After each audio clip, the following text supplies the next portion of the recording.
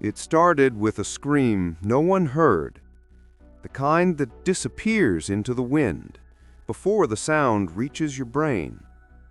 5 seconds later, the world froze, and a single bullet decided what history would remember.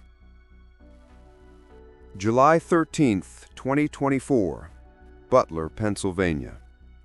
The small town that until that day was just another quiet piece of America. But that afternoon, thousands gathered in an open field beneath a summer sun that burned like a camera flash. Flags waved, children shouted, reporters adjusted their tripods. The kind of day that felt ordinary until it didn't. Donald Trump, the 45th President of the United States, walked onto the stage with his signature confidence. Chin high, hand raised, red cap shining in the light.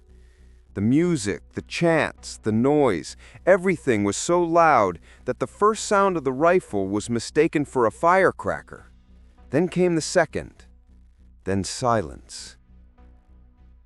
Cameras caught the moment his head jerked sideways, blood tracing down his ear, and Secret Service agents threw themselves over him. The crowd scattered in panic, people screaming, phones shaking, flags falling to the ground. Some dove under chairs, others ran toward the fences. And somewhere beyond the crowd, a single man with a rifle had just rewritten the narrative of American politics. The gunman was perched on a nearby rooftop, about 130 yards away. His weapon, an AR-15 style rifle. His target, not just a man, but an idea. Within seconds, agents identified the location and returned fire. The shooter was killed before he could reload. His name? Thomas Matthew Crooks, 19 years old, a local resident. No criminal record, no clear motive, just silence. The kind that terrifies investigators more than any confession. For days, the nation was hypnotized by the footage, the slow-motion moment when Trump turned his head, the blood, the confusion, the stillness after chaos. Major networks replayed it hundreds of times. Analysts speculated. Conspiracies grew faster than facts. Was it political? Was it personal? Was it something deeper? Something staged, perhaps? Officials confirmed that one man in the crowd was killed and 2 others were injured. Trump himself survived with a minor ear wound. But the symbolic impact, that was no minor wound. It reopened the deepest scars in the American psyche, the fear that no leader, no matter how protected, is ever truly safe. Investigators descended on Butler like ghosts, black SUVs, drones circling overhead, yellow tape cutting through grass still wet with blood. Every shell casing, every footprint, every cell phone tower log was collected. The FBI released photos of Crooks' car. Inside, they found more ammunition, a homemade bomb, and a printed map of the rally grounds. But what they didn't find was a reason. No manifesto, no political rant, no social media posts screaming for attention. Just a quiet teenager from Pennsylvania whose last digital footprint was a YouTube search about ballistics trajectory. And that's where the real story began. Not with a bullet, but with silence. The president's security team, known as the United States Secret Service, faced immediate scrutiny. How could a shooter climb onto a rooftop with invisible range? How did he manage to fire multiple rounds before being neutralized? And why did no one notice him assembling a rifle in broad daylight? Questions turned into outrage. Outrage turned into fear. Every political voice in the country reacted and divided. Some said it was proof that Trump's enemies would do anything to stop him. Others claimed it was the price of a culture built on violence. The footage of Trump being pulled off stage fist raised defiantly with blood on his face became a symbol of resilience to some, of manipulation to others. In Washington, congressional hearings began. Intelligence officials testified. Maps were shown. Timelines reconstructed. One detail stood out. Crooks had a clear shot for nearly 4 full seconds before he fired. 4 seconds where the line between peace and chaos was thinner than a breath. The investigation revealed something else. Crooks had no known extremist connections. He wasn't part of any political movement. He hadn't donated to any campaign or posted hate speech online.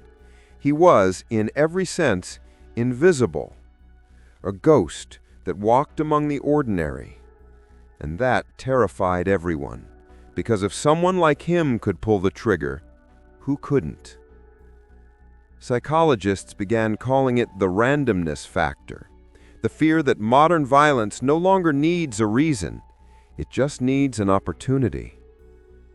Within a week, the president returned to the campaign trail, standing before cameras with a bandaged ear. His words were brief but deliberate. It takes more than a bullet to stop America. The crowd cheered, but somewhere beneath that applause, the country felt a tremor, the realization that something fundamental had shifted. Because this wasn't just about one man being targeted. It was about the illusion of safety being shattered in real time, broadcast to millions. The gunman's bullet didn't just cut through air, it pierced the fragile wall between political theater and real mortality. Then came the conspiracy theories, thousands of them.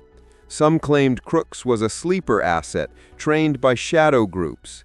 Others believed it was an inside job designed to boost sympathy before the election. Hashtags like staged attack and Operation Butler spread across social media faster than any official statement. But amid the chaos of speculation, one truth remained. A 19-year-old climbed a roof, aimed a rifle, and nearly changed the course of history. No secret order, no cinematic backstory, just a moment of madness that reflected something profoundly real. A nation addicted to its own divisions. Reporters interviewed Crooks's classmates, neighbors, teachers. None described him as violent. Some said he was quiet, almost painfully polite. Others said he'd grown withdrawn in recent months. His parents refused interviews. His home became a crime scene sealed by yellow tape.